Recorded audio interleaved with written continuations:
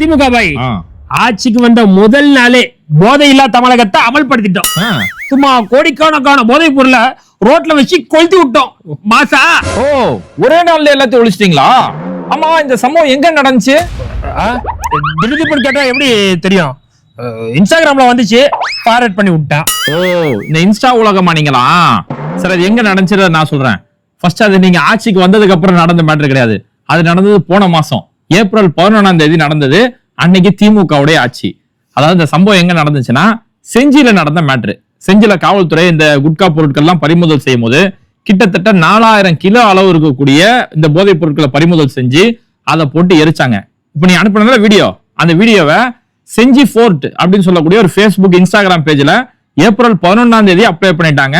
அந்த ஏப்ரல் 11 திமுக ஆட்சி. இது மட்டும் இல்ல, அதுக்கு ஒரு மாசத்துக்கு முன்னாடி மார்ச் மாசம் காஞ்சிபுரத்துல 10,000 கிலோ இருக்கக்கூடிய குட்கா பொருட்களை இதே மாதிரி அழிச்சாங்க.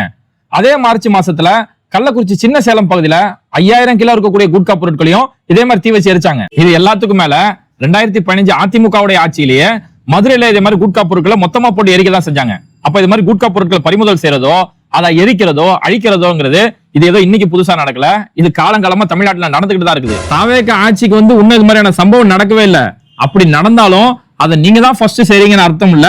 இது இங்க காலங்காலமா நடக்கிற நடைமுறை தான். இதுவும் ஃபேக்கா? இன்ஸ்டாகிராம்காரங்க வேலையை கட்டிட்டாங்க போல. அதெல்லாம் விடு.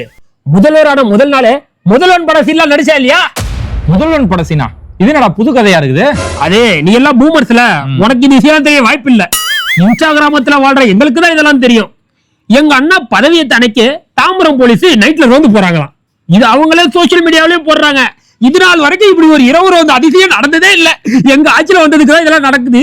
இதுதான் நாங்க கேட்ட மாற்றோம். இந்த தாம்பரம் சிட்டி போலீஸ்னு ஒரு பேஜ் இருக்கு இல்லையா? அந்த பேஜ் உள்ள போய் கொஞ்சம் போய் பாருங்கடா. நீ 8ஆம் தேதி போய் பார்த்தாலும் நாங்க ரோந்து பண்ணி போனோம், 7ஆம் தேதி போய் பார்த்தாலும் அந்த போஸ்ட் இருக்கும், 6ஆம் தேதி போய் பார்த்தாலும் இருக்கும்.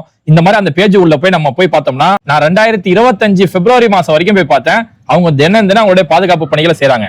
இது ஏதோ நீங்க புதுசா ஆட்சிக்கு வந்ததால செய்யல, அவங்க காலங்காலமா இந்த பணிகளை செஞ்சுட்டு தான் இருக்காங்க. அதனால நமக்கு வரக்கூடிய செய்திகளோட உண்மைத்தன்மையை பார்க்காம இப்படி இஷ்டத்துக்கு அவதூறுகளை பரப்பாதீங்க. உங்களுடைய அவதூறுகள் எந்த அளவுக்கு போயிடுச்சுன்னா, ஒருத்தர் எனக்கு பிடிக்கும் இன்னொருத்தர் பிடிக்காது அப்படிங்கிறதுக்காக அவங்க மேல இஷ்டத்துக்கு வெறுப்பையும் அவதூறையும் பரப்ப ஆரம்பிச்சீங்க. இன்னைக்கு பாரு, அந்த தலைவர்களே இன்னைக்கு ஒருத்தர் சந்திச்சுட்டு அந்த மனக்கசப்பெல்லாம் தூக்கி போட்டுக்கிட்டு கட்டி பிடிச்சி கையை கொடுக்க ஆரம்பிச்சாங்க. அந்த மாதிரி அரசியல் அப்படிங்கிறது எதிர் விமர்சனங்களை முன்வைக்கணும். ஒரு ஆளுங்கட்சி இருக்குன்னா அதுக்கு எதிராக எதிர்கட்சிகள் இங்க கேள்வி கேட்கணும். அப்பதான் ஒரு நாகரிகமான அரசியல் தொடர்ந்து நடக்கும். அந்த நாகரிக அரசியல் இருக்கணுமே தவிர அதை விட்டு ஒருத்தர் எனக்கு பிடிக்கும் பிடிக்காதுங்கிறதுக்காக இது மாதிரி அவதூறுகளையும் வெறுப்பையும் பரப்ப கூடாதா? கரெக்டா சொன்ன பாய். இப்ப என்ன எல்லாரும் கூட நட்பா பழகணும், அதான சொல்ல வர. வா நம்ம ஃப்ரெண்டா இல்ல.